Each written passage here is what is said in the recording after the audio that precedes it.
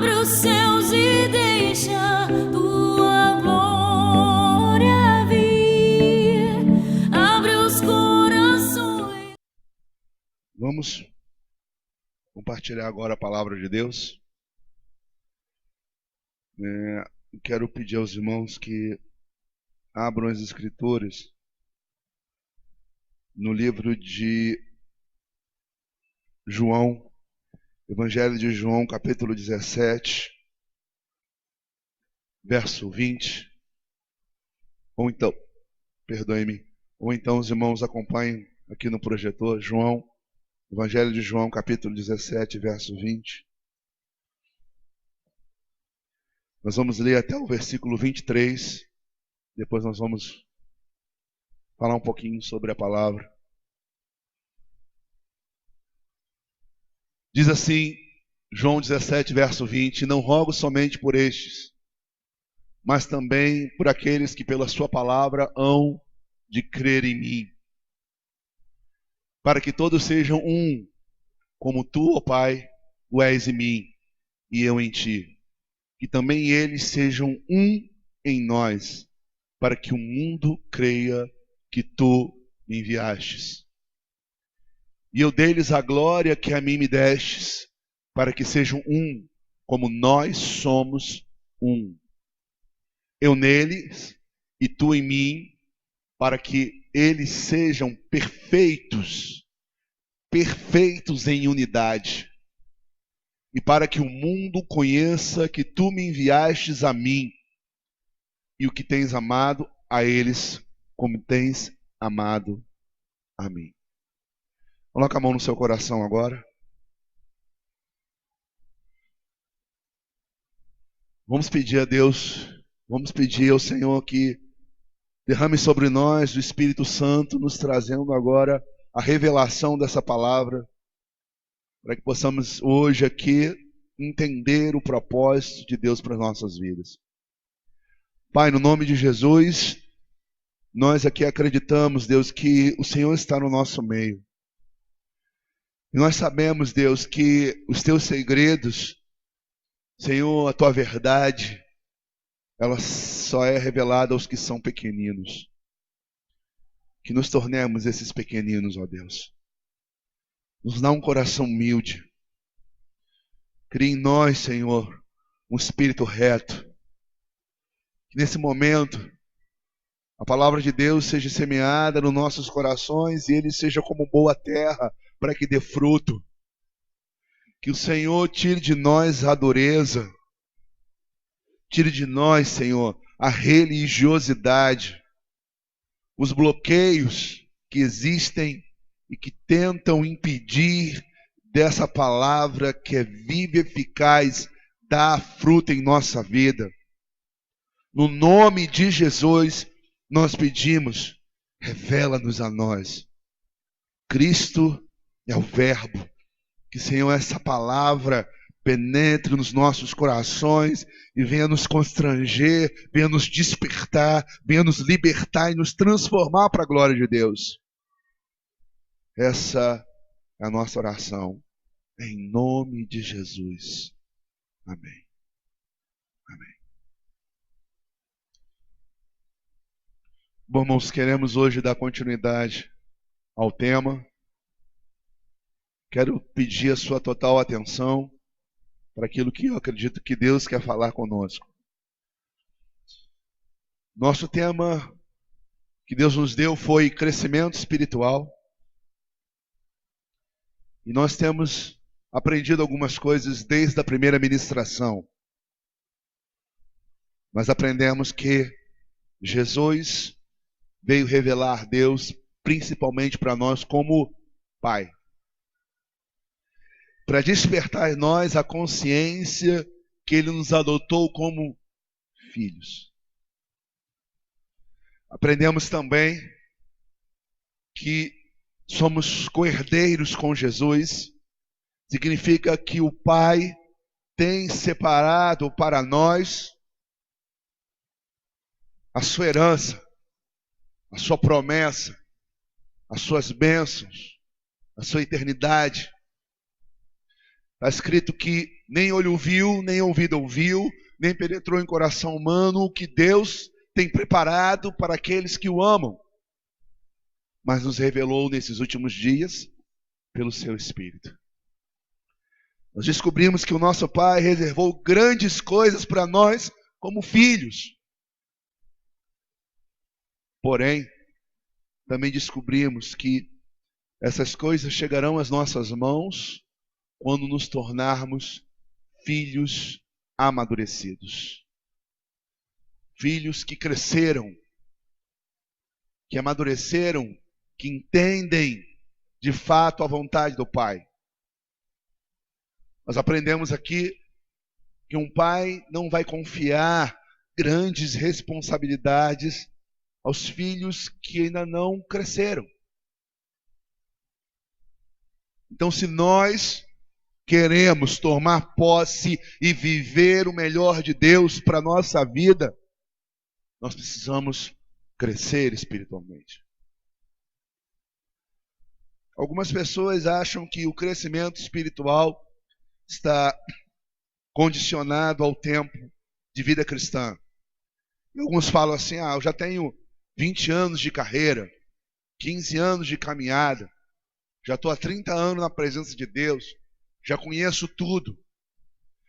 Mas o tempo de vida cristã não revela a maturidade cristã. Porque a maturidade ela não está ligada ao crescimento espiritual, não está ligado propriamente ao tempo que você está na igreja, mas a mentalidade que você tem e o comprometimento que você tem como igreja. Se queremos a bênção de Deus, precisamos aperfeiçoar a nossa forma de pensar e nos comprometer com aquilo que nós entendemos do que é o reino de Deus, do que é a vontade de Deus. Por exemplo, se nós olharmos uma pessoa avançada em idade e vemos nela um comportamento infantil, talvez alguns aqui já tiveram a oportunidade de fazer um comentário, dizer como é que pode aquela pessoa já idosa se comportando como uma criança. A visão que nós temos de uma pessoa de mais idade se comportando como uma criança é uma visão de reprovação.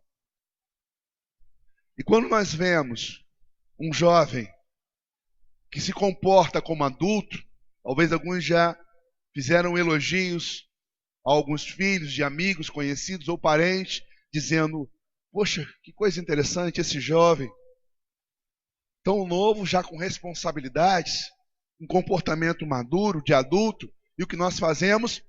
Elogiamos. Então, na realidade, a maturidade, o crescimento perante Deus, não depende de 5, 10, 15, 20 anos, mas sim do comprometimento que assumimos e com o despertamento das coisas espirituais que precisam estar enraizados em nosso coração, na nossa vida, para que de fato possamos viver o que Deus tem para nós, possamos herdar o que Deus nos prometeu, possamos ser um canal de Deus para essa geração. Temos que amadurecer, temos que crescer. E começamos a aprender algumas coisas. Uma delas, Deus nos ensinou através aqui das mensagens, que para crescimento tem que haver separação. E aí nós falamos sobre santidade. Aprendemos sobre santidade, levamos isso para os nossos grupos caseiros e abordamos sobre santidade. E nós hoje sabemos que se queremos crescer, temos que nos separar para Deus. Na semana passada começamos a aprender sobre unidade. E acredito que Deus falou profundamente aos nossos corações, porque descobrimos que para Deus nos abençoar, para nós crescermos, temos que ser um. Temos que ser um com o Pai, com Cristo, temos que ser um com o nosso irmão, temos que ser um com a igreja. E ouvimos um pouco mais sobre esse assunto. Aprendemos um pouco mais aquilo que antes conhecíamos superficialmente. Precisamos viver em unidade. Espírito Santo falou no meu coração que eu deveria falar um pouco mais sobre isso, até chegarmos realmente ao conhecimento e à prática do que realmente é sermos um. E a importância de sermos um. A importância de caminharmos juntos, vivendo essa unidade. E aí o Espírito Santo colocou no meu coração esse texto bíblico que fala aqui da oração de Jesus. Eu gostaria de compartilhar um pouquinho o que Deus falou comigo, para que a igreja entenda qual é a importância, de fato, da unidade no nosso crescimento espiritual. João 17 diz que Jesus ele estava orando juntamente com seus discípulos. Nessa oração, chamada de oração sacerdotal, Jesus ele diz algo para Deus: rogo. Jesus dizendo para o Pai: eu rogo, eu peço, eu intercedo. Como nós somos um, eles também sejam um conosco. E que eles sejam um entre eles. E ele diz que eles sejam um em unidade. Para que o mundo veja Cristo em nós. E para que todos percebam que nós somos amados de Deus. Muitas pessoas, elas não têm uma visão clara da importância dessa oração. Mas eu tenho certeza que Jesus nunca disse nada à toa. Nunca falou nada simplesmente por falar. As palavras de Jesus tinham coerência, as palavras de Jesus tinham importância, as palavras de Jesus tinham um significado profundo. Quando ele diz para o Pai, e o Espírito Santo revela ao escritor, revela a João, para que relatasse esse momento íntimo, em que estava somente Jesus e seus discípulos, o Espírito Santo diz para João: anota aí o que Jesus disse na hora da oração, e João relata, presenciando aquele momento, relembrando aquele momento íntimo com o Senhor e os seus companheiros. Ele escreve ali: Jesus disse que ele estava orando ao Pai, pedindo ao Pai para que nós fôssemos um. E aí eu quero compartilhar para vocês o porquê da preocupação de realmente nos tornarmos um com Deus e um com os outros. Entendo que a posição de Jesus e a preocupação de Jesus é que estava próximo à sua partida. Ele iria para o Pai e seus discípulos teriam que dar continuidade ao projeto que foi iniciado através de Jesus. Mas Jesus sabia que enquanto ele estava com seus discípulos, os seus discípulos estavam protegidos, guardados. Mas quando ele fosse se ausentar, agora eles iriam enfrentar uma outra realidade. E qual era a realidade? A realidade da guerra.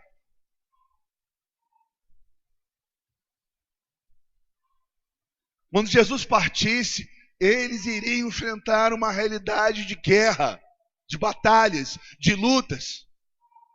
E Jesus sabia que a única forma deles conseguirem vencer a guerra é se eles estivessem unidos.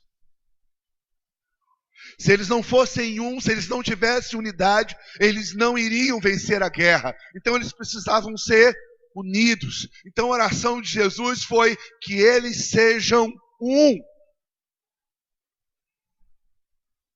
E o que nós aprendemos com isso? Essa guerra, ela continua até hoje. E se nós não formos um, nós vamos perdê-la. E talvez você me pergunte assim: Marcelo, que guerra é essa? Eu não vejo guerra nenhuma. Vou abrir aqui talvez os olhos de alguns. Quantos lares que vocês conhecem que estão em guerra? Quantos casais que vivem em guerra? Talvez os pais que alguns de vocês aqui, vocês já presenciaram a guerra, a crise, a contenda, a confusão, os problemas dentro de casa. Quantos colegas de faculdade que vivem em guerra com os pais? Quantas pessoas que vocês conhecem que vivem em guerra com o vizinho? Irmãos, nós somos cercados todos os dias de situações de guerra. Você chega no seu trabalho e tem alguém que quer te prejudicar. E aí você vive uma guerra no seu trabalho com um colega seu de trabalho. Até na escola, alguns professores não gostam da gente, não gostam de vocês e fazem de tudo para te prejudicar. Você enfrenta guerra na escola, guerra no trabalho, guerra dentro de casa. Então vivemos ou não vivemos uma realidade de guerra? Vivemos. Você sai na rua e você tem que ter cuidado para não ser assaltado. Nós precisamos entender a profundidade das palavras de Jesus dita, que eles sejam um. Sabe por quê? Porque se nós não entendermos, não abraçarmos, seremos derrotados na guerra. E aí Jesus, ele entende e pede ao Pai, roga ao Pai, para que o Pai atuasse em favor dos seus seguidores, porque somente em unidade eles iriam vencer. E eles vencendo, o mundo veria Cristo e descobriria que eles eram amados de Deus. Por quê? Porque na guerra, quem é reconhecido são os que vencem. Os vencedores são reconhecidos na guerra. São condecorados depois da guerra. Significa o seguinte: quando nós vencemos a guerra, o mundo ele olha para nós e sabe o que eles veem? Deus. Quando você vence a guerra na sua casa e a sua casa vive em paz, sabe o que o mundo vê? Jesus. Quando você vence a guerra no seu ambiente de trabalho e as pessoas percebem que Deus é com você, as pessoas descobrem que Deus te ama. Mas quando você é um derrotado, quando você vive em guerra e você sofre as derrotas, sabe o que acontece? Ninguém diz que Deus está na sua vida. Ninguém reconhece que você é um servo de Deus. Ainda te criticam. Vai para a igreja, mas a vida não muda. Então nós precisamos vencer as guerras para que o mundo veja que Cristo está em nós. Mas só venceremos se nós nos unirmos. Na semana passada nós falamos um pouco sobre a unidade. O que é a unidade? A unidade são pessoas que caminham na mesma direção, que querem as mesmas coisas, que se unem para o mesmo propósito. Deus me deu aqui alguns assuntos ligados à questão da unidade, para que possamos entender como na prática essa unidade tem que funcionar. Não adianta sairmos aqui pensando assim, eu tenho que ser um, eu vou ser um, mas você não sabe como.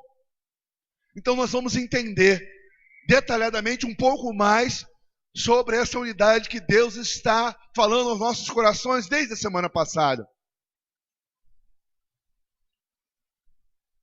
Nós queremos enraizar em você esses conceitos. Ou melhor, Deus quer que isso esteja enraizado no seu coração. Para entendermos melhor, eu quero abordar 3 aspectos da unidade na vida cristã.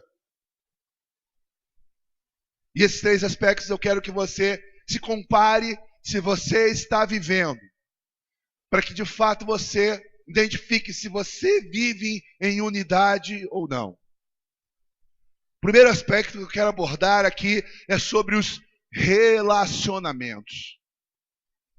Se queremos de fato caminhar na mesma direção, viver as mesmas coisas, experimentar o mesmo mover, de vermos Deus atuando na nossa vida, nós precisamos consolidar os nossos relacionamentos.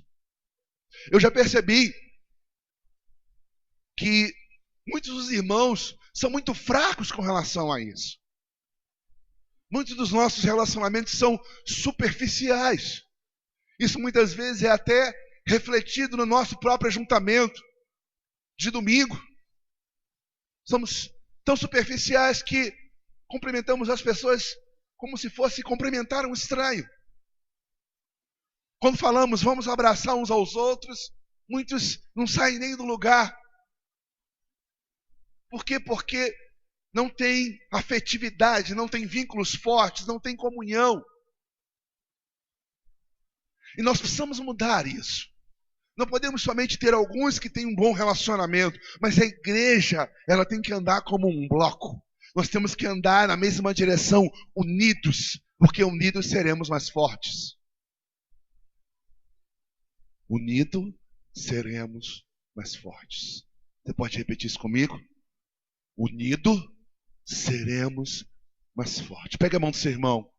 Aperte bem forte a mão dele, seu irmão que está ao seu lado. Segure a mão dele. Vamos ficar de pé. Todos de pé. E eu quero que vocês repitam comigo.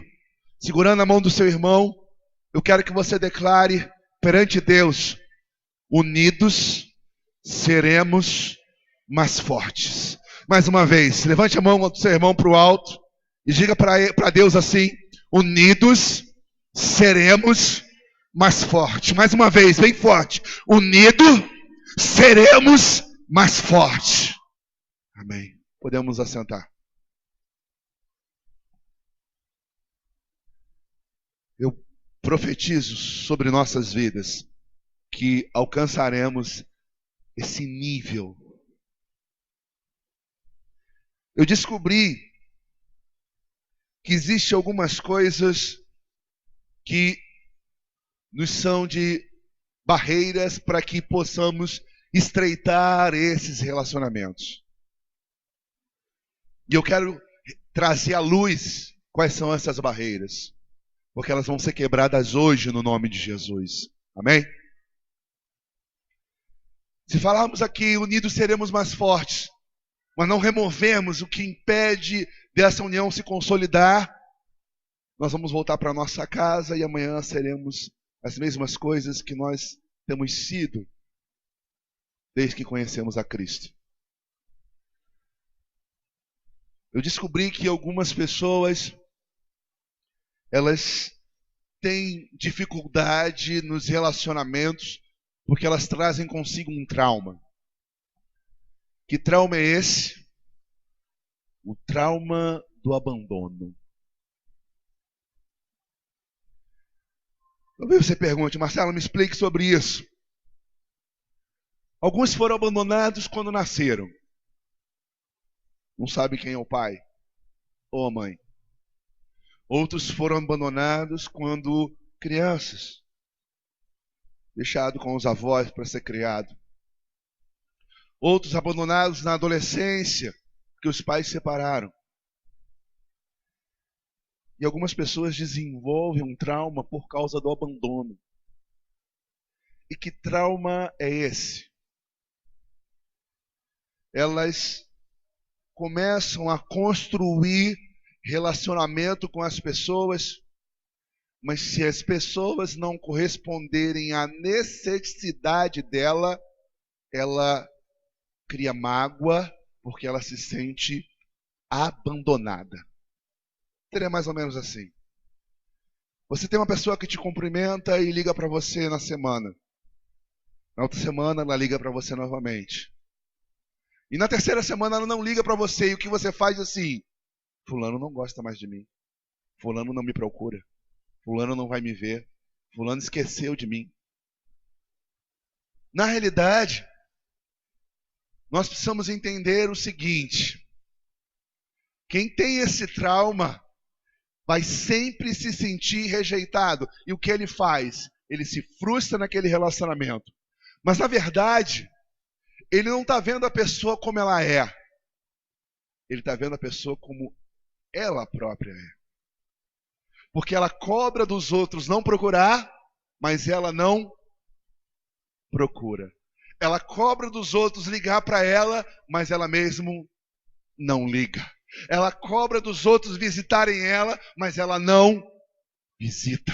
Então, na realidade, quando ela diz assim, fulano não gosta de mim, fulano me deixou, ela não está falando de fulano, ela está falando dela própria. E pessoas que têm esse trauma, elas têm dificuldade de se relacionar, porque elas vivem se frustrando, porque elas só querem receber. Elas não estão prontas para dar. São tão carentes que elas necessitam. Se você ligar 2 vezes na semana seguinte você tem que ligar 3. Se você ligar 3, tem que depois ligar 4. E se você ligar uma na outra semana, ela fica frustrada assim, fulano só me ligou uma vez essa semana, aí ela se aborrece. Aí o que ela faz? Bloqueia aquela pessoa. Por quê? Porque ela é traumatizada.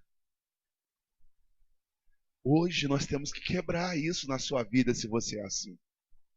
Porque você quer ser lembrado? Esteja presente. Quem não está presente não é lembrado. Eu não espero que as pessoas me procurem. Eu procuro as pessoas. Não me ofendo se alguém não me liga. Eu ligo. Fulano não me procura, então eu vou procurá-lo. Faça assim. Não recebo visita, vá visitar. Quebre esse conceito, esse trauma que te bloqueia, que coloca mágoa, que te afasta dos outros. Então temos que mudar. Porque se você foi abandonado, você sempre tem medo de ser abandonado. Mas teu pai e tua mãe te abandonou. Mas Jesus te acolheu. Jesus te recebeu. Jesus te abraçou. Então sinta-se amado. Você pensa, mas eu não tenho pai. O nosso Deus, Ele é o nosso Pai Celeste. Você é filho de Deus. Ele diz, ainda que o teu pai e tua mãe te desampare, o Senhor não irá te desamparar. E o Senhor disse, vocês estão registrados nas palmas das minhas mãos. Então não temos por que se sentir abandonado. Não se sinta abandonado. Se sinta amado. E se você é amado por Deus, dê o amor que tem dentro de você para as pessoas. Outra dificuldade que as pessoas elas têm para investir nos relacionamentos chama-se o individualismo. Algumas pessoas elas se isolam, são totalmente individuais para tudo. E por que elas são assim? Elas são assim, uma porque cresceram e viram os pais serem assim. Meu pai não se relacionava com ninguém, não tinha amizade, ninguém frequentava a casa dele, ele só vivia para o trabalho e para os filhos, não conhecia ninguém frequentando a casa do meu pai. Então você cresce e você acha que você tem que ser assim. Meu pai entrava calado, saía calado, não falava nada com ninguém, estava sempre sério, sempre mudo. Então você acha que você também tem que ser assim. Você está errado. Outros se tornaram individuais porque o diabo, na caminhada, sabia que Deus tinha um plano na sua vida. E para minar o plano de Deus na sua vida, ele enviou um mensageiro e colocou uma pessoa do seu lado para que você acreditasse que ela seria a sua melhor amiga ou o seu melhor amigo. E aí, de repente, em algum momento, você abre o seu coração e aí você começa a construir relacionamento com essa pessoa, mas em algum momento essa pessoa que você admira tanto, conta os seus segredos, conta a sua vida, fala dos seus erros, diz tudo, essa pessoa te trai. Quando essa pessoa te trai, sabe o que você faz? Você se bloqueia. E a partir dali, você não caminha, não se relaciona com mais ninguém. Porque você generaliza. Então você, para não se machucar, você acha que não deve se relacionar. Só que o problema não está em você, ou a solução não está em você se isolar das pessoas, mas sim escolher os relacionamentos certos. Os relacionamentos em Deus. É dessa maneira que nós temos que agir. Algumas pessoas, elas acham que viver sozinho é o melhor. Ela criou esse conceito. Caminhar sozinho é o melhor. Não se relacionar com ninguém é o melhor. Mas eu quero mostrar para vocês que precisamos, para ter unidade, investir nos nossos relacionamentos, arrancar esses traumas, quebrar esses conceitos. Por quê? Eu vou dizer por quê. Talvez andar sozinho, você pense assim, vai me evitar problemas. Andar sozinho, não vou me aborrecer com ninguém. Andar sozinho é melhor do que investir em relacionamentos e amanhã me decepcionar. Mas eu vou mostrar para você o perigo que é você andar sozinho. Talvez hoje você ache muito bom andar sozinho, mas o dia que o seu casamento entrar em crise, você não tem ninguém para te ajudar. No dia que Satanás começar a atacar a sua vida, você não tem ninguém para orar por você. Sabe por quê? Porque você vive sozinho. Porque você anda sozinho. Você não se relaciona com ninguém em Deus para que de fato alguém cubra você em oração. Você não caminha com ninguém para que te aconselhe na hora que você precise desabafar. Então, é um equívoco achar que viver longe da comunhão e se relacionar com outras pessoas vai ser o melhor. Em algum momento, você vai descobrir que você precisava de alguém. Então, temos que mudar esse conceito. Para termos unidade, precisamos investir nos nossos relacionamentos. E para isso nós precisamos remover os traumas, tirar o sentimento ou comportamento individualista. E o terceiro aspecto, os nossos relacionamentos têm que ser movidos pelo amor e não pelo interesse. Não respondo por vocês, mas para os lugares onde passei, vi muitas pessoas se relacionarem com outras por aquilo que elas têm. Se a pessoa tem um cargo na igreja, então ela cria um relacionamento só para aparecer. Outras se relacionam porque a pessoa tem uma vida melhor, então ela se aproxima daquela pessoa por ter uma vida melhor. Nós não podemos nos relacionar com as pessoas pelos nossos interesses pessoais. Nós temos que nos relacionar porque nós somos a igreja de Cristo. Nós temos que nos comprometer, viver uma comunhão com os que têm, com os que não têm, os que podem te favorecer, os que não podem te favorecer. Nós temos que investir o nosso relacionamento com todos. Jesus não amava as pessoas por aquilo que elas poderiam oferecer a Ele. Jesus as amava incondicionalmente. Um amor que tem que estar no nosso coração tem que ser incondicional.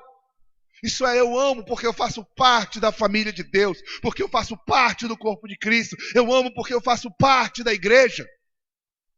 E aí nós temos que amar as pessoas, temos que investir tempo com as pessoas.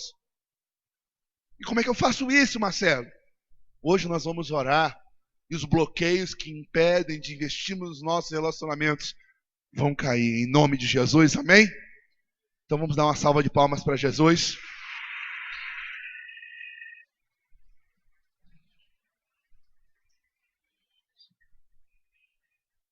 Como nós investimos nos nossos relacionamentos? Invista tempo. Ligue para alguém. Convide alguém para ir à sua casa. Chame para almoçar com você. Convide alguém para sair com você. Muitas pessoas só têm relacionamento porque há encontros. Eu tenho que ir para o grupo caseiro. E aí você lá, você está com os irmãos. Eu tenho que ir para o culto. E aí lá, você está com os irmãos. Mas se não existisse isso, você ia caminhar sozinho. Por quê? Porque você não caminha com ninguém.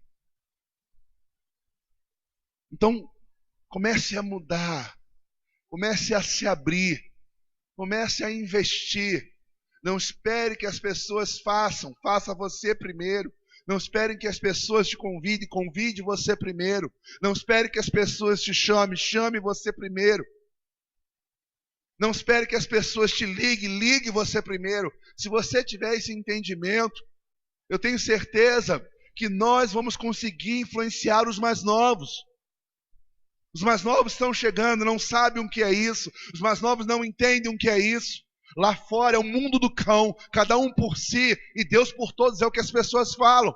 Nós, ao recebermos os novos, eles precisam ver em nós que nós somos uma família.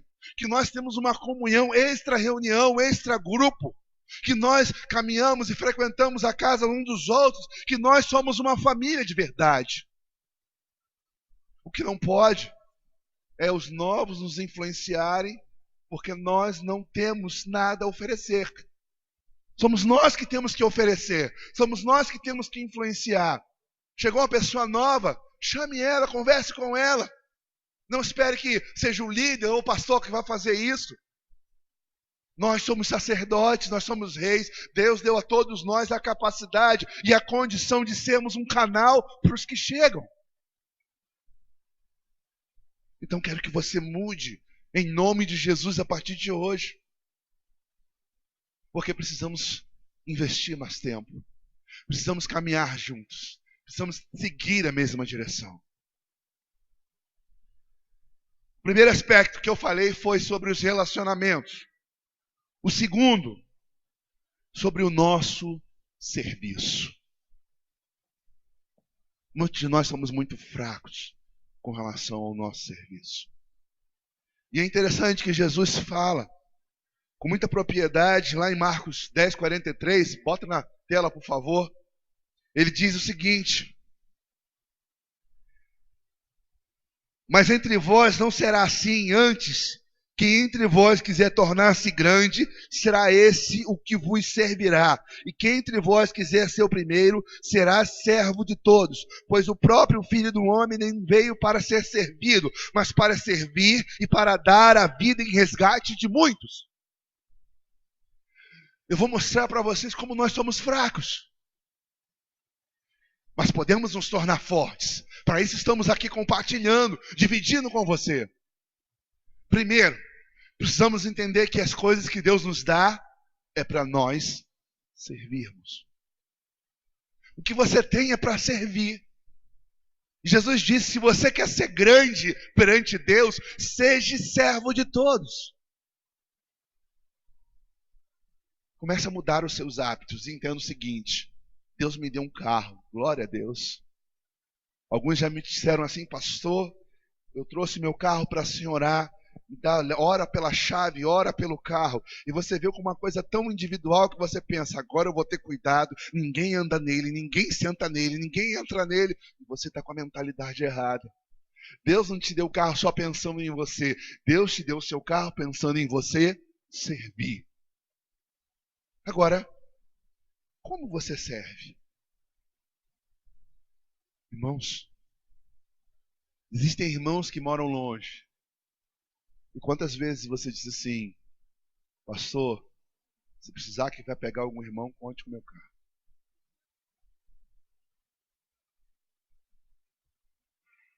São poucos.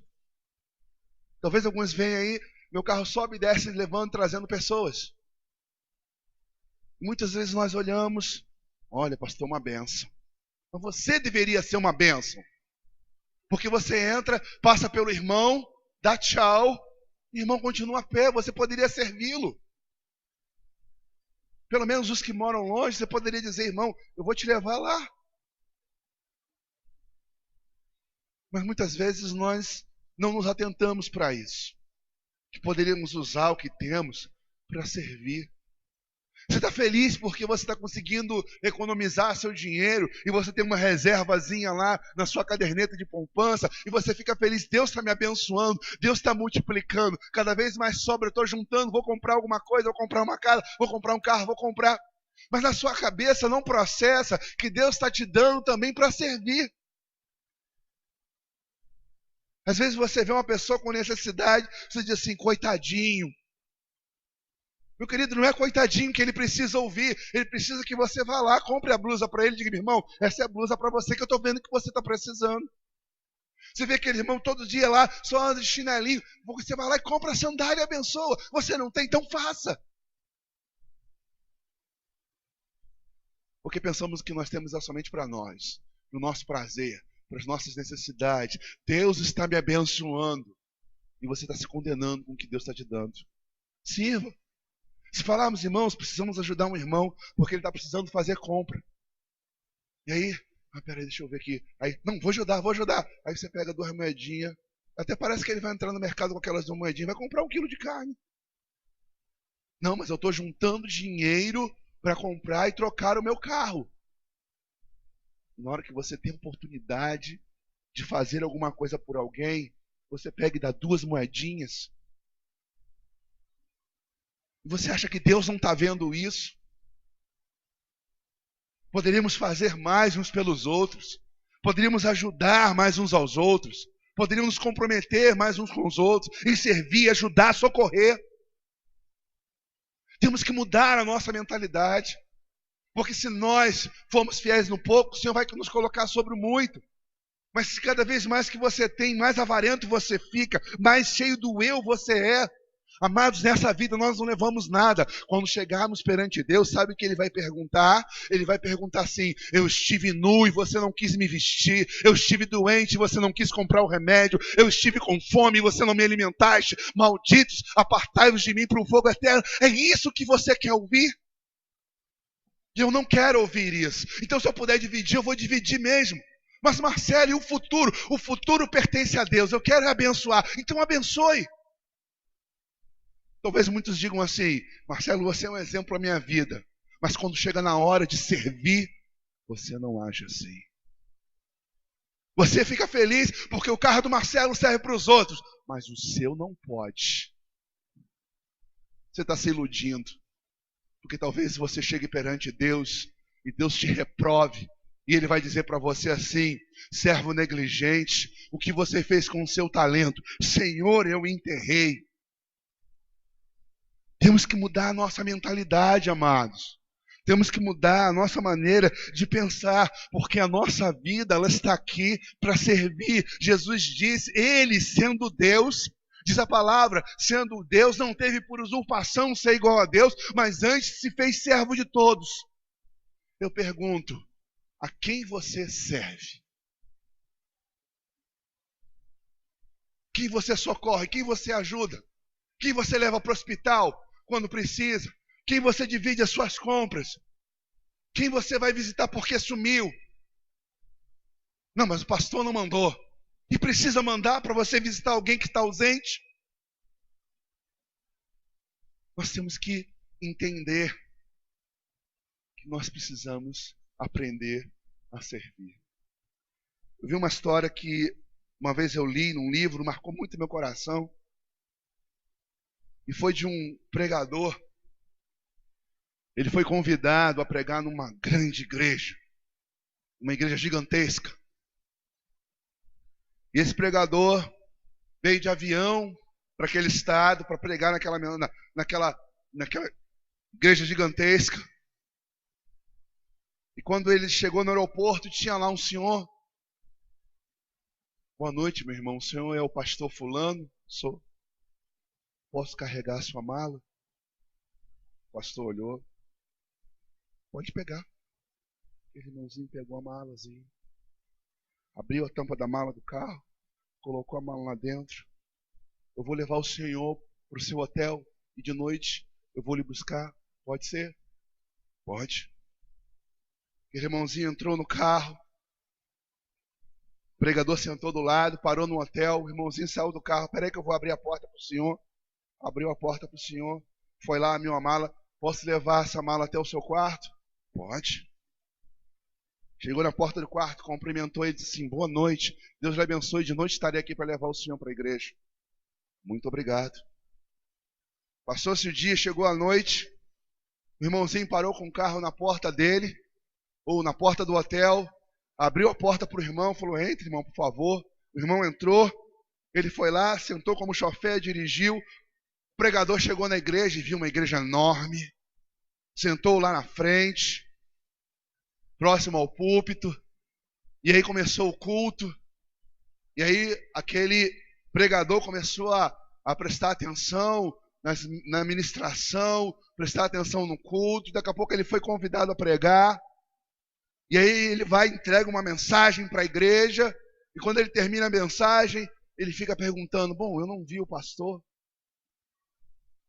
me convidou para vir pregar na igreja dele, mas ele mesmo não está presente, e aí quando ele sai do púlpito, aquele irmãozinho vestido de forma simples, chega lá na frente, irmãos, vamos agradecer a Deus por aquilo que Deus fez através do nosso irmão. Aquele pregador olhou e ele descobriu que o irmãozinho que carregou a mala, que abriu a porta do carro, que levou ele para...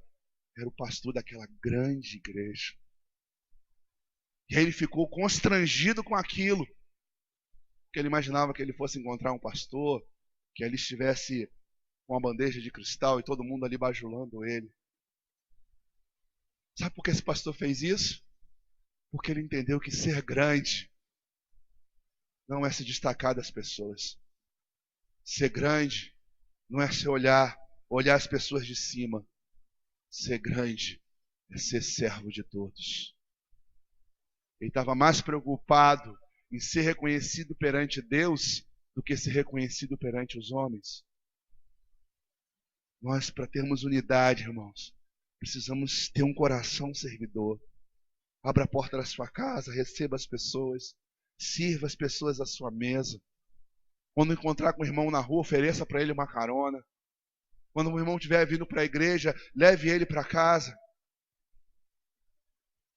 Às vezes eu vejo Gabriel sobe e desce de moto, pega 1, pega 2, pega 3, pega 4, pega 5. Quanta gente de moto que poderia dividir essa responsabilidade. Talvez outros irmãos, Gabriel, deixa que eu pego fulano. Não que não faça outros, mas se todos fizessem, nós teríamos condições de servir muito mais, de alcançar muito mais. Então é hora de nós entendermos que Deus nos chamou para servir. Diga para Deus assim: eu quero ser um serviçal. Você pode declarar isso? Levante sua mão e diga: eu quero ser um serviçal. Amém. E para nós finalizarmos, vamos falar ainda de duas coisas para que realmente tenhamos unidade. Uma coisa que a gente percebe que falta unidade entre nós é nos nossos negócios. Precisamos ter unidade nos nossos negócios. Marcelo, como assim? Eu fui ler um livro, um testemunho de uma pessoa que era, antes de se converter, era envolvida com ocultismo, era uma pessoa envolvida com satanismo. E no livro ela relata que lá, quando ela chegou, uma das coisas que deixou ela deslumbrada era que eles tinham unidade em tudo. Se alguém chegasse para aquele grupo e tivesse uma escola, os filhos de todo mundo iriam para aquela escola. Se alguém tivesse um mercado, todo mundo iria comprar naquele mercado. Existia entre eles uma unidade tão forte que quando eu li aquilo, eu me senti constrangido.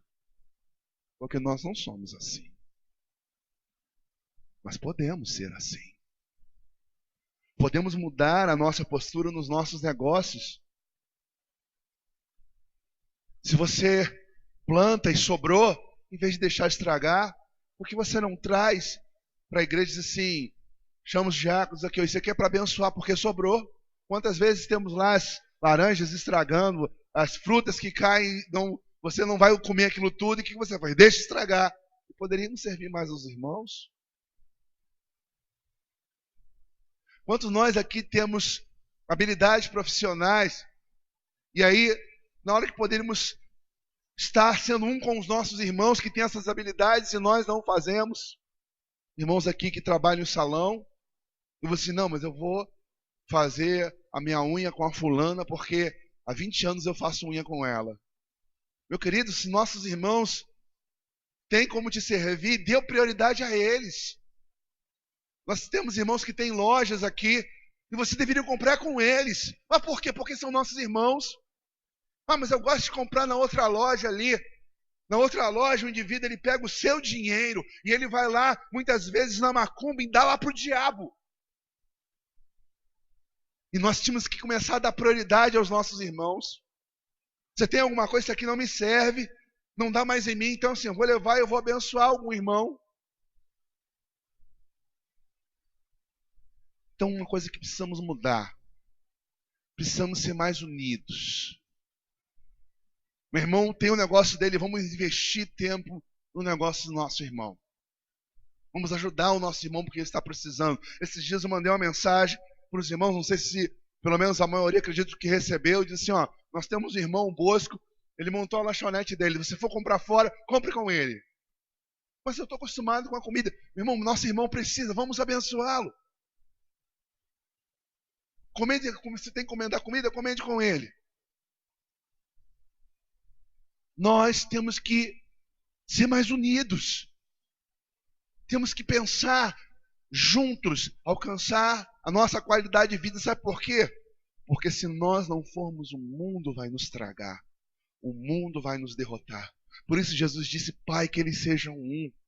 Aqueles homens, depois que Jesus partiu, eles estavam juntos, comiam juntos, compartilhavam juntos. O que eles tinham não era só deles, eram de todos. Tudo que eles tinham era para servir uns aos outros. Quer ver? Abram as Escrituras, lá em Atos dos Apóstolos, capítulo 2. Capítulo 2, verso 40. 44, diz assim, olha como a igreja era forte naquela época. Diz assim, e todos os que criam estavam juntos e tinham tudo em comum. Continue. E vendiam suas propriedades e bens e repartiam com todos segundo havia de necessário. Continue. E perseverávamos unânimes todos os dias no templo, no partir do pão e em casa, comiam juntos com alegria e singeleza de coração. Eles faziam tudo juntos. Muitas vezes estavam juntos nas casas para comerem. Muitas vezes, quando alguém tinha necessidade, eram capazes de vender até um bem que tinha. O irmão está precisando. Se você souber, nosso irmão está doente, precisa de uma cirurgia, custa 10 mil reais. Meu querido, você não vende o que você tem, mas o teu irmão morre. Por quê? Porque não somos um. Se fôssemos um, meu irmão não tem de onde tirar, não tem, eu tenho um terreno, eu vou vender. Vamos fazer a cirurgia dele em nome de Jesus. Isso é ser um. E a palavra diz que eles viviam com sigileza de coração. Ninguém dizia que nada era seu. Porque eles estavam ali para servir uns aos outros. Aquela igreja, amados, tinha muitos sinais. Aquela igreja tinha muitas maravilhas.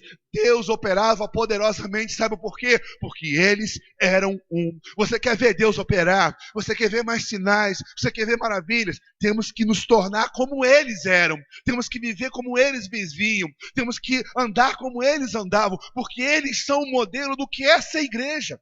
Ser igreja não é vir aos domingos ao culto e dizer, eu sou crente. Ser igreja não é pegar uma Bíblia e ir para uma reunião e todos olharem para você e dizer, aquilo ali é um crente. Ser igreja é nós vivemos em comunidade. Por isso o nosso nome, o que nós somos uma comunidade. Isso é um grupo que caminha com unidade.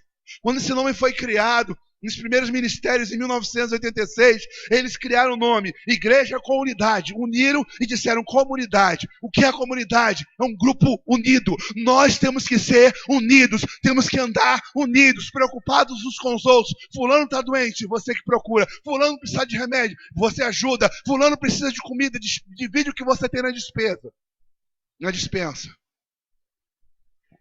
Temos que mudar, porque isso é ser igreja. Para nós finalizarmos aqui, se queremos realmente amadurecer, também precisamos ser um na visão. A nossa visão tem que ser uma. Se alguém perguntar para você assim, qual é o teu alvo na igreja? Meu alvo é ser uma família semelhante a Jesus de muitos filhos.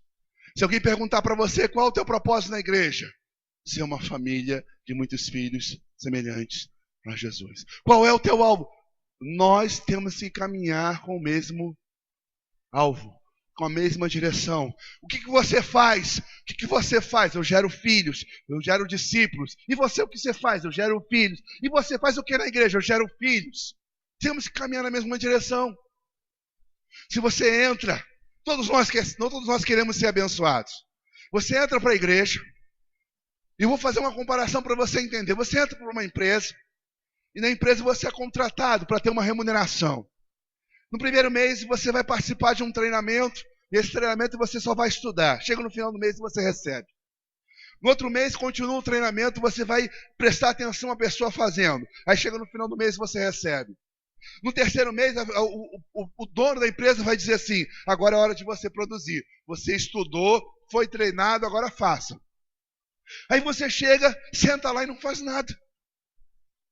E aí, não, eu cheguei cedo. Não, larga uma hora. Aí o que você está produzindo? Nada. Nós queremos que Deus nos abençoe. Mas o que a gente gera? o que a gente produz? O que você produz para Deus? O que você gera para Deus? Sabemos pedir a Deus as coisas, mas o que você dá para Deus? Você dá o seu tempo? Você dá o seu cuidado aos discípulos? Você dá tempo a ganhar almas para Cristo? O que você gera para Deus? Então nós temos que caminhar na mesma visão. Se alguém perguntar, você é o quê? Você é assembleano? Você é batista? Você é da comunidade? O que você é? Eu sou um discípulo. Isso tem que estar na boca de todo mundo. Na igreja, onde você quer chegar? Ser semelhante a Jesus, viver com meus irmãos como uma família e gerar muitos filhos. Nós temos... E o que você fala? Do reino. Não, mas eu falo do reino. E o que você prega? O reino. Mas por quê? Porque Jesus disse, ide, dizei, é chegado o reino. Essa tem que ser a nossa visão. Vamos colocar de pé.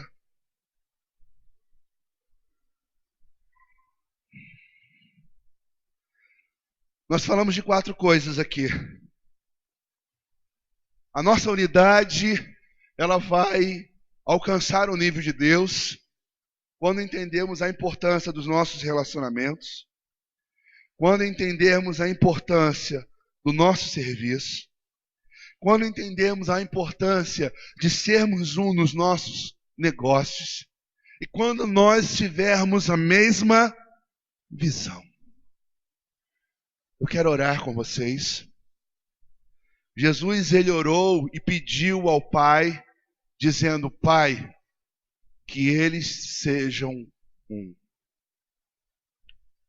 Nós vamos dar as mãos, pedir aos irmãos, ministro que é conosco.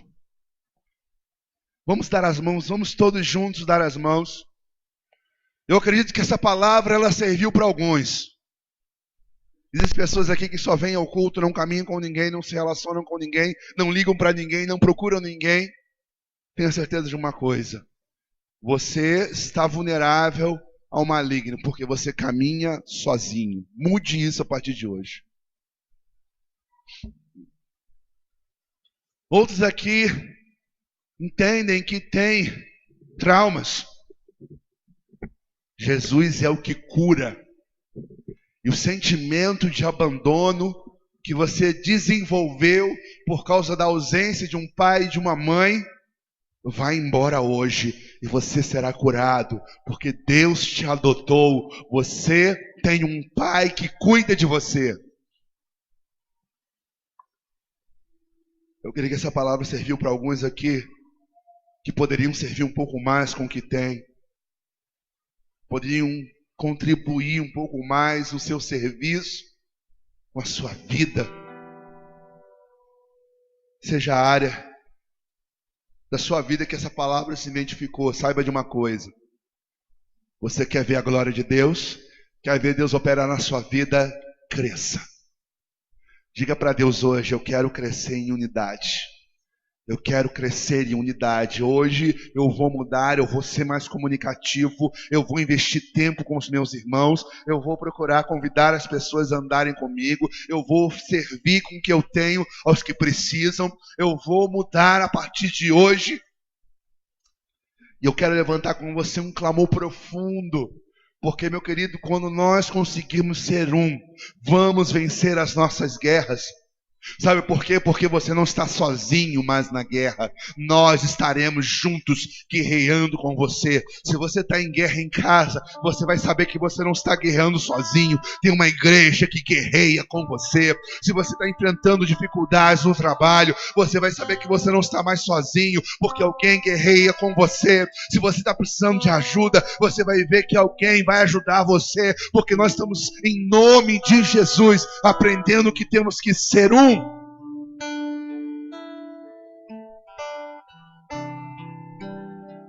Vamos clamar a Deus nessa noite.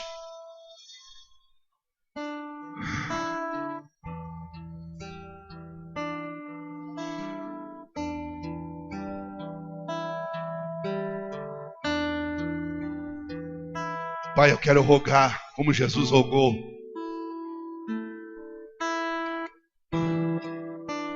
Jesus disse que os seus discípulos precisavam ser um.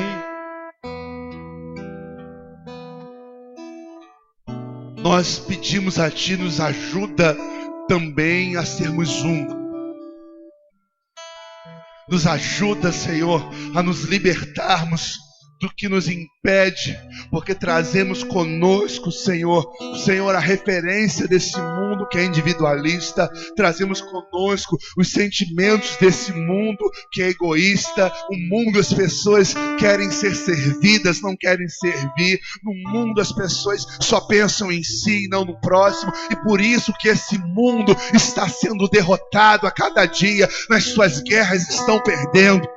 E nós não queremos, Pai, copiar esse mundo, porque senão seremos derrotados, fracassados, como esse mundo também é.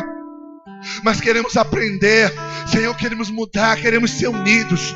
Precisamos, Senhor Deus, investir uns nos outros. Precisamos renunciar, Senhor, aos nossos conceitos. Precisamos nos libertar dos nossos traumas. Precisamos mudar a nossa mentalidade. Por isso eu clamo nessa noite, Deus. Eu clamo nessa noite, porque eu acredito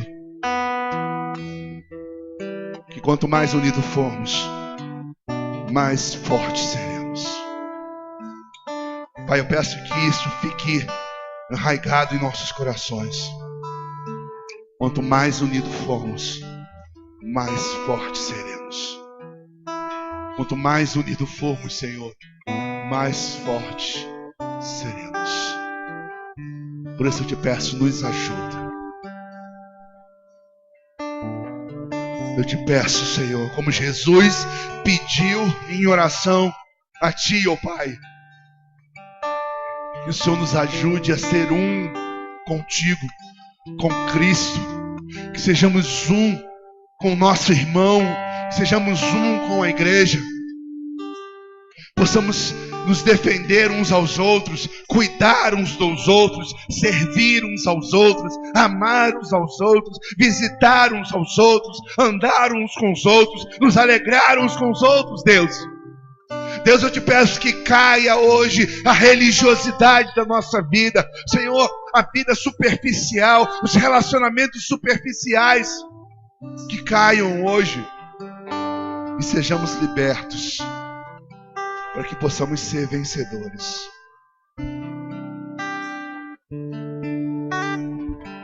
Em nome de Jesus. Abra o céu.